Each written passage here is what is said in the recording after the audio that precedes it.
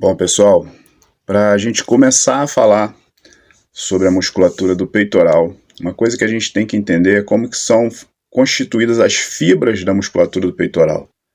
E para ficar bem fácil de vocês entenderem, para eu não usar aqui uma linguagem muito técnica, essas fibras são feitas como se você tivesse um leque, tá, de abanar, dessa forma aqui, ó, tá? O início das fibras e como elas terminam na parte do externo. Tá? Então nós temos as fibras superiores, que são as fibras da clavícula, claviculares, as fibras médias e as fibras inferiores, parte de baixo do peitoral. Tá? Daí a gente tem que pensar, a partir disso, como que a gente vai montar o treino, como que a gente vai montar o trabalho para o peitoral. Tá? Eu posso usar exercícios multiarticulares, que são exercícios que vão exigir de outras musculaturas, né, para levar ao trabalho a musculatura-alvo, que é o peitoral. Então, por exemplo, num supino, seja ele inclinado ou seja ele reto, você vai trabalhar usando o ombro e a extensão do cotovelo. Então, são duas articulações que vão trabalhar juntas com essas musculaturas para levar ao trabalho o músculo peitoral, que é o músculo-alvo nesse momento.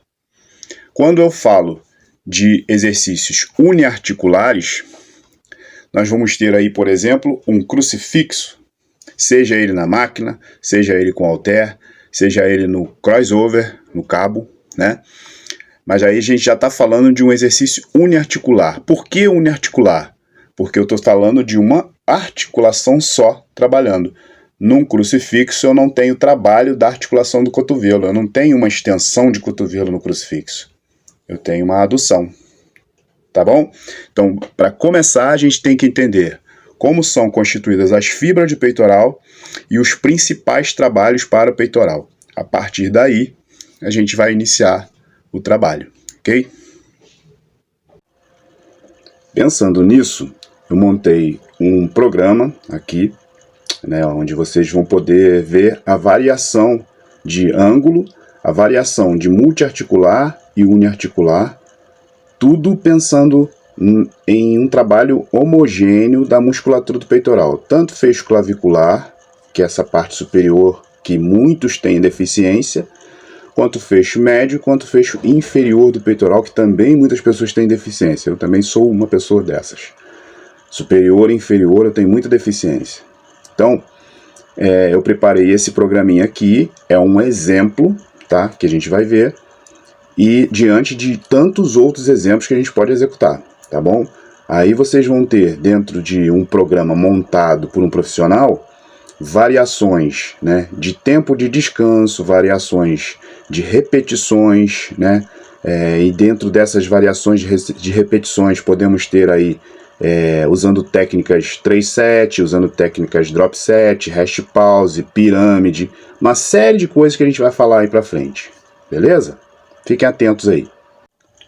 Lembrando ainda, gente, que tem um equívoco muito grande por parte até de profissionais na montagem do programa do aluno, que muitas vezes esse aluno tem problemas posturais, tá? Se liguem nisso.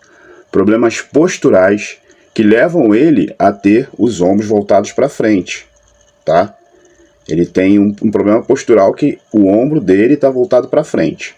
Eu vou falar sobre esse problema postural. Então, de nada vai adiantar se a gente montar o programa e colocar para ele bastante exercícios de peitoral na intenção de fazer com que o peitoral dele seja trabalhado. Isso só vai trazer mais os ombros dele para frente ainda, e esconder mais ainda os peitorais, né? A musculatura do peitoral dele.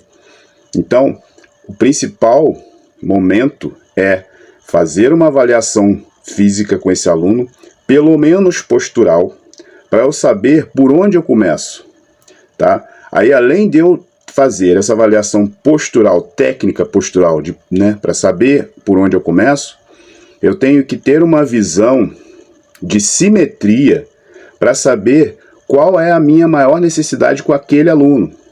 Então, muitas vezes, A gente vê as academias enchendo na segunda-feira e o pessoal buscando lá o supino para fazer, e é um equívoco muito grande, porque muitas vezes não é pelo supino que você deve começar, tá? Se você tem um problema postural que leva a tua peitoral, né, a tua musculatura do peitoral a ser puxada para frente, tem que trabalhar costas, amigo, tá? Então o programa tem que estar direcionado à correção de postura desse aluno, mesmo visando a hipertrofia. Mas eu posso trabalhar a hipertrofia corrigindo os problemas posturais que esse aluno tem. Senão lá na frente eu vou ter um Frankenstein, né? Eu vou ter uma pessoa hipertrofiada, né? Uma pessoa com a musculatura às vezes avantajada, sim, porque série de fatores que vão levar a isso, né? De acordo com o que a gente vai trabalhar, mas toda cheia de problema postural. Então isso não vai ficar bonito. Então a gente tem que pensar nisso também. A simetria, o trabalho dentro desses músculos que eu vou trabalhar. Se eu tenho, por exemplo, se meu deltoide anterior é mais trabalhado do que o restante do meu deltoide, eu tenho que começar por onde eu tenho deficiência. E não aquela mentalidade antiga de que tem que ter um desenvolvimento primeiro, porque é um exercício de força. Lógico que tem que ter, mas para quem? Para quê? Por quê? Isso tudo tem que ter esse pensamento para na hora de montar o programa do aluno. Beleza?